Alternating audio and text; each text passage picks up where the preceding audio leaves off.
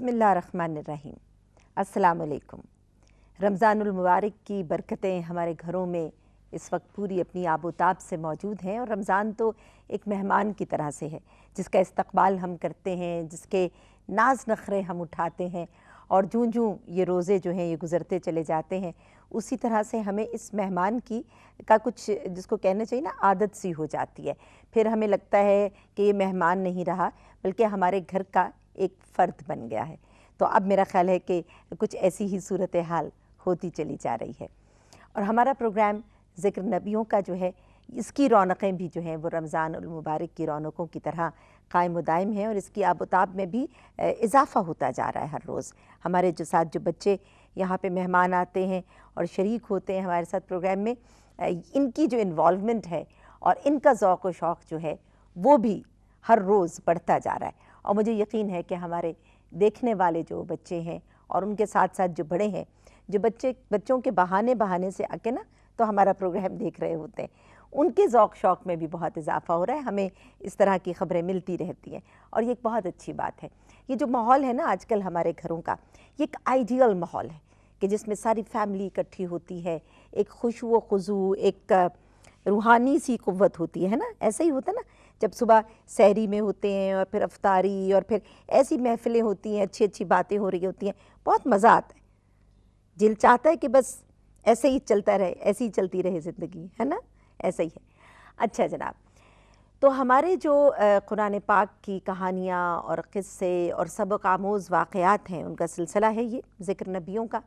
हम अंबिया कराम की बातचीत करते हैं और उनकी ज़िंदगियों से जो हमें सबक हासिल होते हैं, जो बहुत सारी पते की बातें मिलती हैं, उनका ज़िक्र करें। और मेरा ख़्याल है कि हम कोशिश कर रहे हैं कि उस ज़िक्र को अपनी ज़िंदगी में भी थोड़ा सा अपनाएं। ऐसा है, कर रहे हैं ना अमली तौर पर भी। देखें, सबक तो उस वक्त पूरा होता है और उसका उस वक्त फ़ायदा होता है कि जब वो हमारी अमली ज़िंदगी में भी हमारे साथ साथ चले, यानी जो हम सीख रहे हैं वो हम उस पर अमल भी कर सकें। ऐसा ही है। अच्छा जनाब, आज जिन नबी मोहतरम का हमने तज़किरा करना है वो परवरदिगार के सभी अंबिया, हम ये तख़सीस तो नहीं कर सकते कि कमी या ज़्यादती की, लेकिन यकीनन कुछ अंबिया का तज़किरा परवरदिगार ने कुरान हकीम में बहुत ज़्यादा मोहब्बत से भी किया है, बहुत ज़्यादा मोहब्बत से भी किया और उनको बहुत ज़्यादा जगह भी दी है। मसलन हज़रत इब्राहीम अलैहिस्सलाम, जिनका कि आज हम तज़किरा करेंगे, इनको खलीलुल्लाह कहा गया, अल्लाह का दोस्त। जैसे हमारे रसूल पाक हज़रत मोहम्मद मुस्तफ़ा सल्लल्लाहु अलैहि वसल्लम को अल्लाह ताला ने अपना हबीब कहा, ए मेरे हबीब कहकर कुरान पाक में उनसे मुखातिब हुए। इसी तरह से हज़रत इब्राहीम अलैहिस्सलाम को खलील कहा, मेरा दोस्त, यानी अल्लाह ताला अपना दोस्त कहता है। कितना बड़ा मकाम है, कितना बड़ा मर्तबा है। अब इनको दोस्त क्यों कहा, यही खोज हम लगाएंगे, यही पता करेंगे हम जो वाक़यात हैं।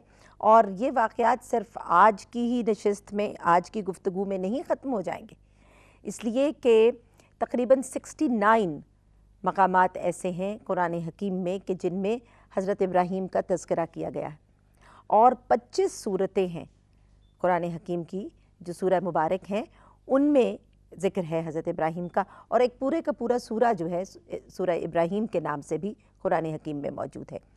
और इसके अलावा जो कंट्रीब्यूशन है हज़रत इब्राहीम अलैहिस्सलाम की दीन इस्लाम के लिए, इसीलिए इसको दीन इब्राहीमी भी कहा जाता है कि हज़रत इब्राहीम का लाया हुआ दीन है ये।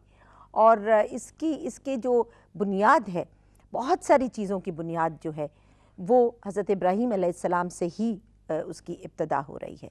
और हज़रत इब्राहीम अलैहिस्सलाम अल्लाह के नबी भी हैं, रसूल भी हैं और इमाम भी हैं। ये बात जो है ना, ये हम छोटे छोटे बच्चों को ज़रा प्यार प्यार से तरीके से प्रोग्राम के दौरान समझाएंगे कि नबी भी हैं, रसूल भी हैं और इमाम भी हैं। बहुत बड़ा मकाम है इनका, बहुत बड़ा मर्तबा है हज़रत इब्राहीम अलैहिस्सलाम का। इसीलिए परवरदिगार ने इन पर भी दुरूद और सलाम भेजा है कुरान हकीम में। और हम भी दुरूद इब्राहीमी जब पढ़ते हैं तो उसमें हज़रत इब्राहीम अलैहिस्सलाम और इनकी पूरी आल पर दुरूद भेजते हैं, हज़रत मोहम्मद सल्लल्लाहु अलैहि वसल्लम और उनकी पूरी आल पर दुरूद भेजते हैं। तो ये इनका इतना बड़ा मकाम है। अच्छा, अब ये है कि जनाब नबुव्वत जो हज़रत इब्राहीम अलैहिस्सलाम को परवरदिगार ने अता फ़रमाई, تو اس کا سلسلہ کیسے شروع ہوا؟ اس کو سمجھنے کے لیے پہلے تھوڑا سا ہمیں یہ جاننا چاہیے کہ وہ کون سا زمانہ تھا، وہ کون سا وقت تھا، بادشاہ کون سا تھا، ہے نا؟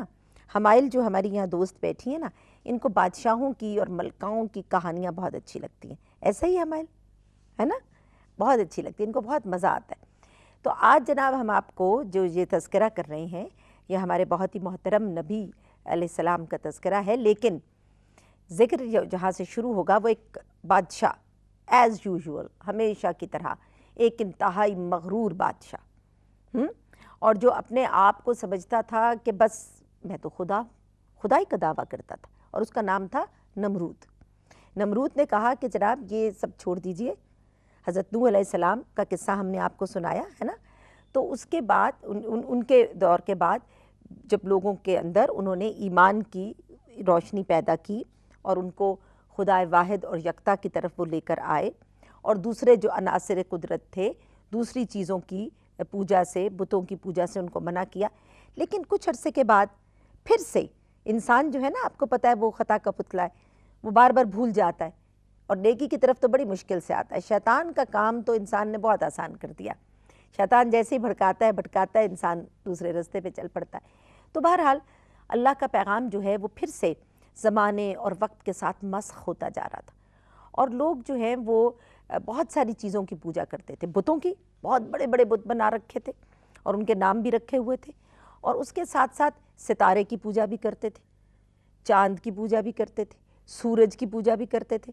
اور نمرود نے تو کہا کہ اچھا یہ سب چیزیں تو اپنی جگہ ہیں، میں خدا ہوں، میں ہی سب کچھ، یہ جو طاقت اور قوت ہے۔ بابل ایک شہر کا نام ہے جہاں پہ جو کہ دارالحکومت تھا نمرود کا، اور اس کی جو حکومت تھی وہ صرف بابل تک محدود نہیں تھی بلکہ دنیا کے بہت وسیع علاقے تک نمرود کی سلطنت تھی۔ اب جو اس کی سلطنت بڑھتی گئی، پھیلتی گئی، اس کو کامیابیاں ملنے لگیں تو اس کو غرور ہو گیا، تکبر ہو گیا، اس نے کہا جی بس میں ہی، نعوذ باللہ، میں ہی خدا ہوں، اور وہ لوگوں کو مجبور کرتا تھا کہ وہ اس کی پرستش کریں۔ یہ وہ حالات تھے کہ جن میں پروردگار نے یہ ضرورت جو ہے اس سمجھی کہ اب ایک بہت ہی بڑے، بہت ہی برگزیدہ بزرگ کا آنا، نبی کا آنا اس معاشرے میں لازم ہو چکا تھا۔ انبیاء پیغمبر اللہ کے آ رہے تھے، پیغمبروں کا آنے کا سلسلہ جاری رہتا ہے، لیکن کچھ اولو العزم انبیاء ہوتے ہیں جو ایک بہت بڑا امپیکٹ چھوڑتے ہیں، ایک بہت بڑا تاثر چھوڑتے ہیں، جو صدیوں تک، زمانوں تک، نسلوں تک قائم رہتا ہے۔ تو اتنا بگاڑ آ چکا تھا نا سوسائٹی میں کہ ایک ایسی ہی شخصیت کی ضرورت تھی۔ اب جو نمرود تھا اس کے دربار میں بہت سارے خوش آمدی ہوتے ہیں، آپ کو پتہ ہے بادشاہ جو ہوتے ہیں بڑے بیچارے بیکار لوگ ہوتے ہیں، ان کا کوئی کیریکٹر نہیں ہوتا، کبھی ان سے متاثر نہیں ہونا چاہیے بادشاہوں سے۔ کیا ہوتا ہے کہ ان کے گرد نا خوش آمدی بیٹھے ہوتے ہیں اور وہ کہہ رہے تھے واہ واہ واہ واہ، بس بادشاہوں کی تعریف کر رہے ہوتے ہیں، یہ بے وقوف بنتے رہتے ہیں اور اپنے آپ کو بہت عقل مند سمجھ رہے ہوتے ہیں۔ تو نمرود کے دربار میں بھی بہت سارے نجومی بھی بیٹھتے تھے جو علم نجوم کے ذریعے، ستاروں کے علم کے ذریعے حساب کتاب کر کے وہ یہ بتاتے تھے کہ آئندہ کیا ہونے والا۔ تو ان نجومیوں نے اس کو بتایا نمرود کو کہ بھئی کچھ عرصے کے بعد ایک ایسا بچہ پیدا ہونے والا ہے اسی بابل شہر میں کہ جو تمہاری خدائی کو، تمہاری بادشاہت کو چیلنج کر دے گا۔ اب نمرود کو یہ بتایا۔ اچھا پھر کچھ خواب بھی نمرود نے دیکھنے شروع کیے جن سے وہ خوف زدہ ہونے لگا، ڈر کے اٹھ کے، چونک کر اٹھ کر بیٹھتا تھا۔ وہ اپنی خوابوں کی تعبیریں معلوم کرتا تھا لوگوں سے، تو اس کو خواب کی تعبیر بھی یہی بتائی جاتی تھی کہ بھئی تمہاری سلطنت پر برا وقت آنے والا ہے اور ایک بچہ پیدا ہوگا۔ اسی طرح سے حضرت ابراہیم علیہ السلام کے ایک چچا تھے اور ان کا نام تھا آزر، اور آزر جو ہے وہ بابل میں رہتے تھے، بابل شہر میں ہی، اور وہ بت تراش تھے، بت گر تھے، بت بنایا کرتے تھے۔ ان کے بت جو ہیں وہ بہت مشہور قسم کے اسکلپچرز تھے، یعنی اسکلپچرز بناتے تھے اور وہ بت بنا کر بت خانوں میں رکھے جاتے تھے۔ اچھا اب وہ جو بت ہیں وہ لکڑی کے بھی تھے، پتھر کے بھی تھے، اور مختلف اور اجزاء کے وہ بناتے تھے۔ تو آزر جو ہیں وہ بھی بہت زیادہ پسندیدہ افراد میں سے تھے نمرود کے۔ اب آپ سوچئے کہ حضرت ابراہیم علیہ السلام کے سگے چچا تھے اور وہ اتنے قریبی لوگوں میں سے تھے نمرود کے۔ اچھا انہوں نے بھی کچھ حساب کتاب کیا اور ستاروں کے علم سے جا کر نمرود کو یہ وارننگ دی کہ بھئی ایک بچہ پیدا ہوگا، یہ نہیں سب کچھ حساب لگا لیا مگر یہ پتہ نہیں چلا کہ بچہ انہی کے خاندان میں سے ہوگا. ٹھیک ہے. حضرت ابراہیم علیہ السلام کے جو والد ہیں یہ 3 بھائی تھے.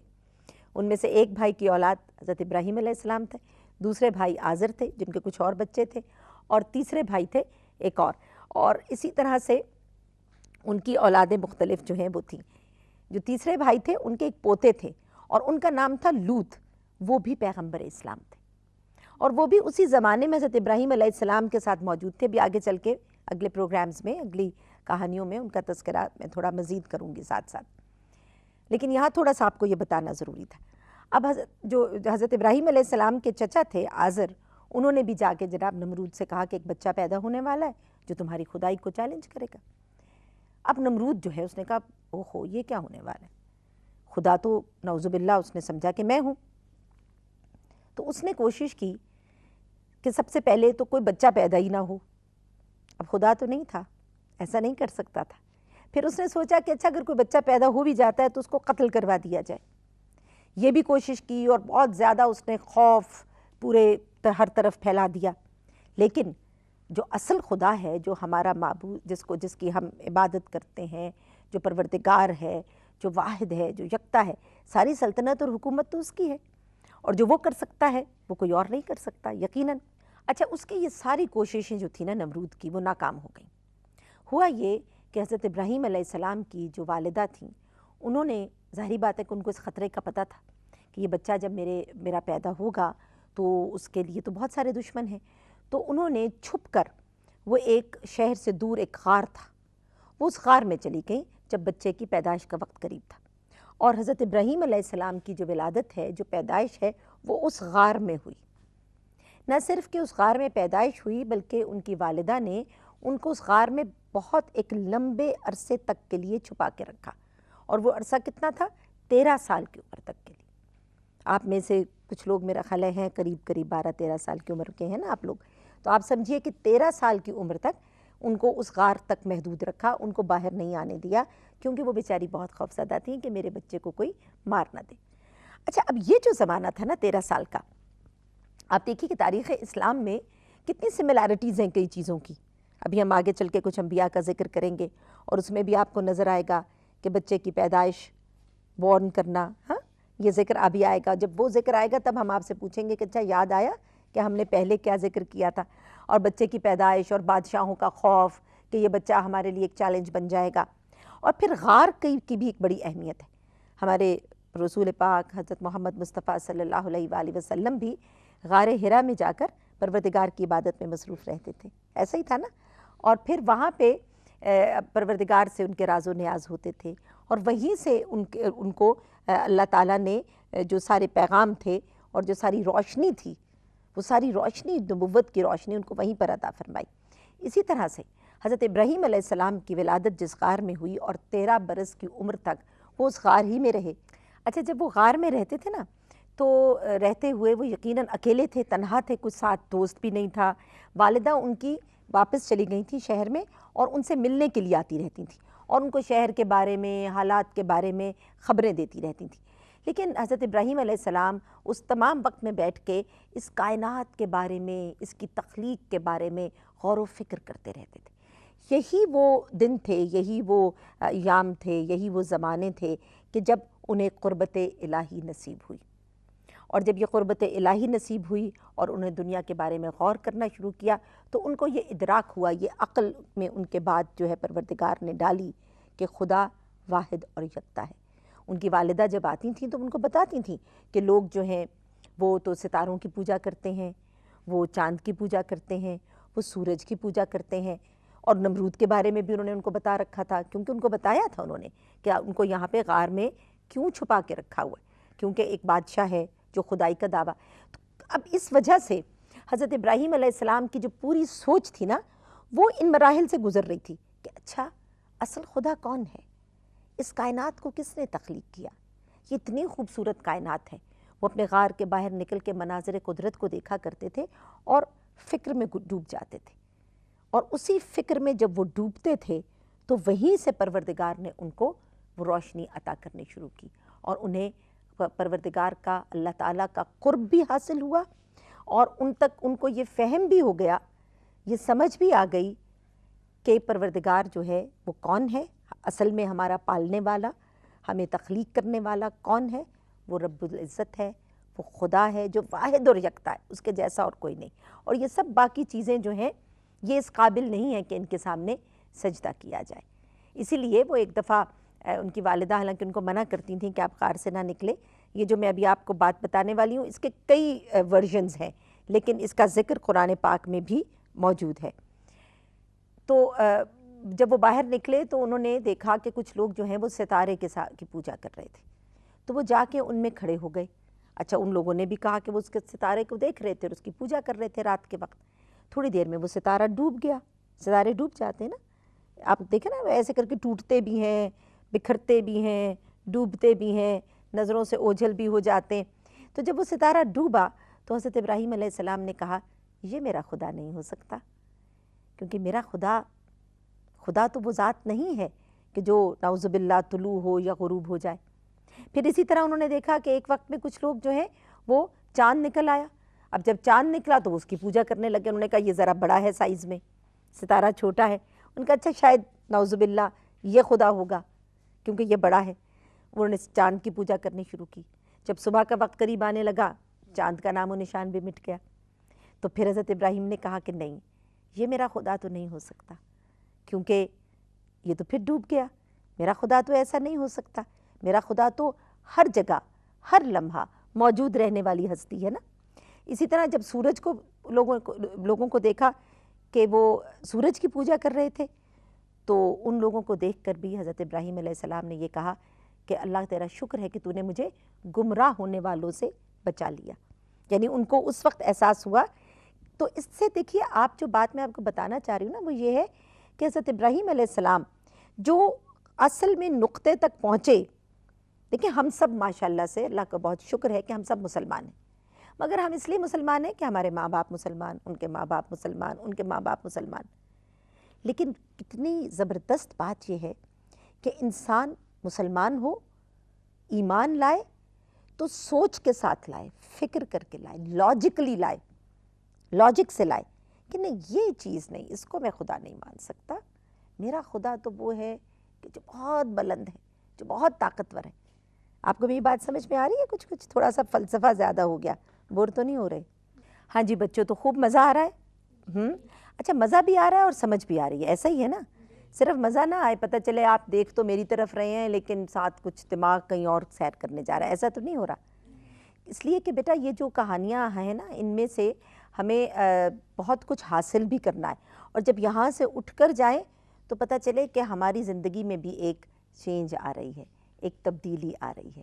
اس لیے کہ اب ہمارے پاس جو قرآن حکیم ہے یہ ایک نسخہ کیمیا ہے، اور اس میں سے جتنا کچھ ہم حاصل کر سکتے ہیں ہمیں چاہیے کہ ہم اس کو حاصل کریں۔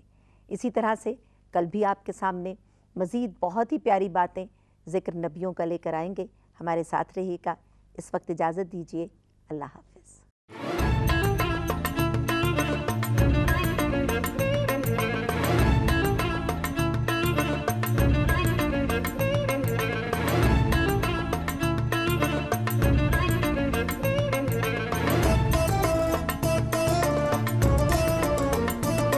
رمضان